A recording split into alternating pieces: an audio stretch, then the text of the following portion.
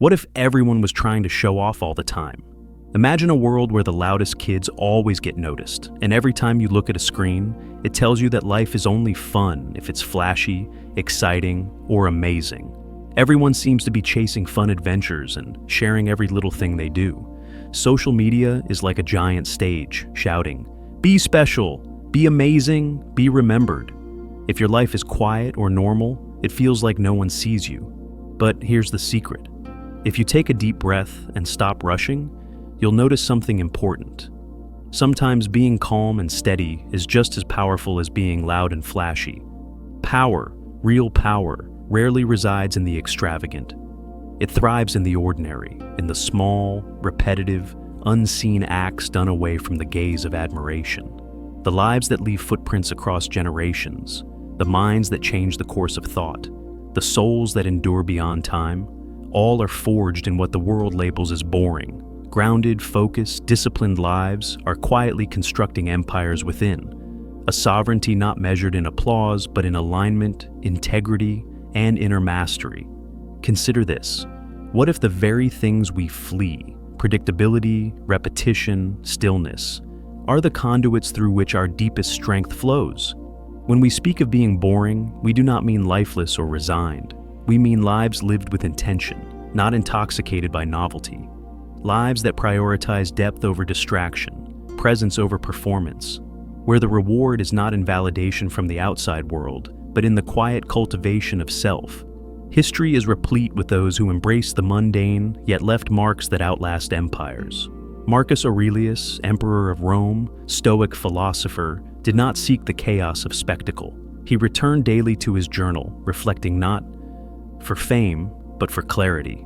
He practiced repetition not as monotony, but as alignment with principle. His was not a life of boredom, it was a life of sovereignty, a mind anchored while the world spun wildly around him. The quiet of his practice was his power. This is where the paradox deepens. In stripping away distraction, we confront ourselves. Silence exposes what the relentless current of stimulation hides. Most flee because what emerges is uncomfortable. Yet, it is in this discomfort, this encounter with self, in the absence of entertainment, that the foundation of true influence is laid.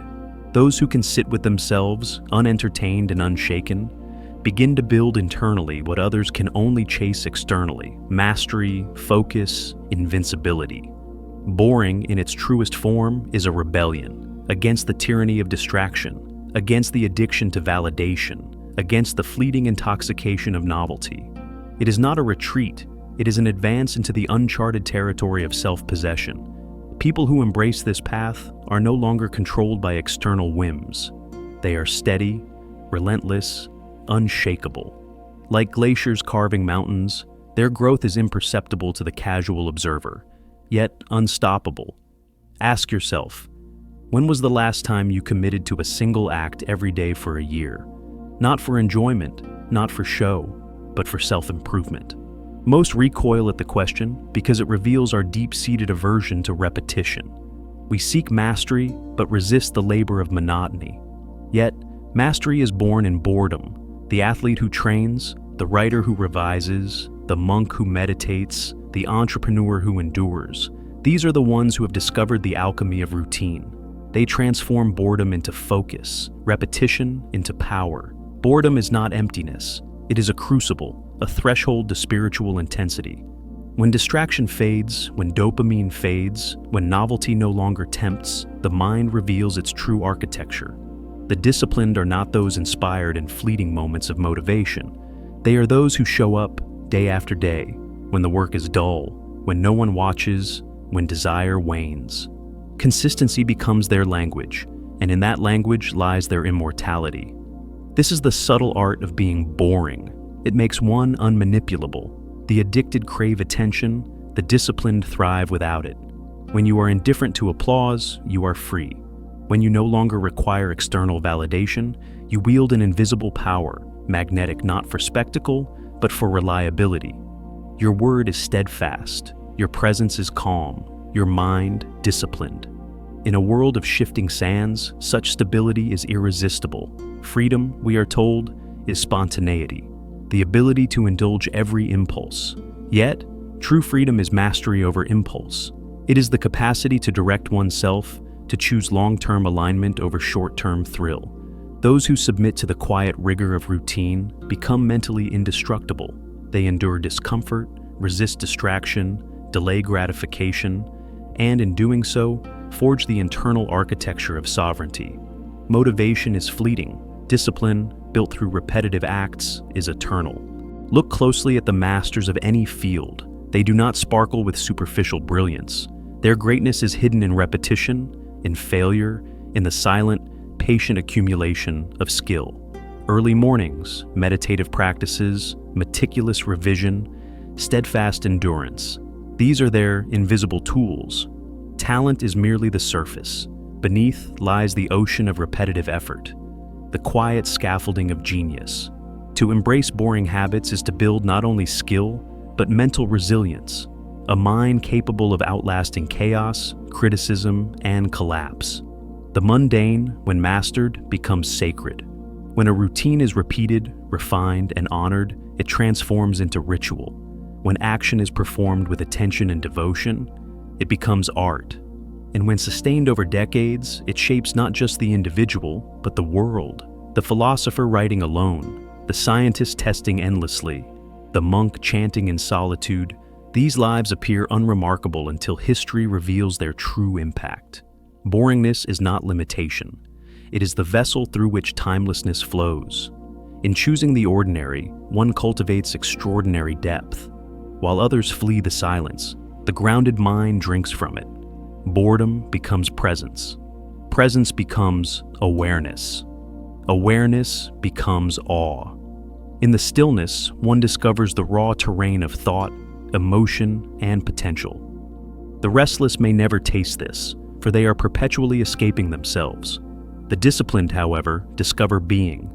And being, undistracted, unhurried, is the seed of all transcendence. Consider this. The life of lasting influence is rarely bright and fleeting. It is long, quiet, deliberate, unseen. The so-called boring person of today may be the legend of tomorrow. Their legacy is not applause, but depth.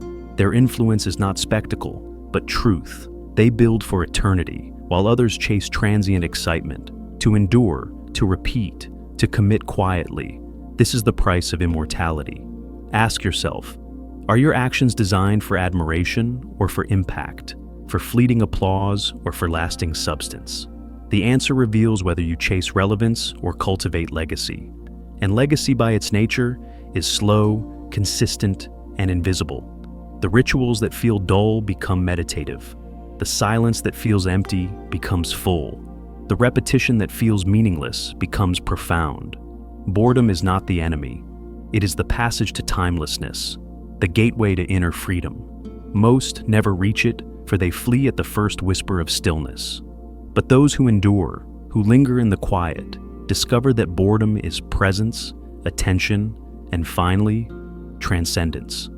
In attending fully, with patience and devotion, a walk becomes meditation, a breath becomes prayer, a sentence becomes symphony. The discomfort of boredom is the detox of overstimulation, the prelude to clarity. The mind that can sit still becomes formidable, creative, unbreakable. To embrace the unremarkable is to feed the furnace of the soul. To repeat, to show up, to endure quietly, is to cultivate a mind that does not flicker in the winds of distraction. Greatness is not in the flares of spectacle, but in the quiet persistence that outlives the spectacle. Clarity, focus, and devotion are the currency of eternity. Those who master boredom are the architects of time itself, building depth while the world chases surface. The extraordinary is born in the ordinary, the sacred in the mundane, the eternal in the repetitive. Being boring is not surrender, it is sovereignty. It is not absence, but presence. It is not weakness, but profound, invisible strength. In a world addicted to stimulation, the quiet mind, disciplined and steady, becomes invincible. The simple act of showing up, of being present, of repeating quietly, transforms the ordinary into the eternal. Boredom, properly understood, is not void, but veil. Step beyond it, and you find being. Step further, and you touch timelessness. Each repetitive act, each patient moment of stillness, constructs a cathedral within, a mind capable of endurance, creation, and transcendence. Those who embrace this path understand that the loudest life is not the most powerful, the deepest life is. And in choosing the quiet, the boring, the disciplined, they build something immortal, something sacred, something beyond the fleeting spectacle of the world. And so, the truth becomes clear. Being boring is not a flaw, it is a quiet rebellion, a path to inner sovereignty. In the stillness, in the repetition, in the unseen labor, you cultivate depth, focus, and resilience that the chaotic world can never touch. While others chase applause, you build permanence. While they burn bright and fade, you endure. The mundane becomes sacred, boredom becomes presence, and presence becomes power. To embrace the ordinary is to unlock the extraordinary within, a life not of fleeting spectacle, but of lasting, timeless impact.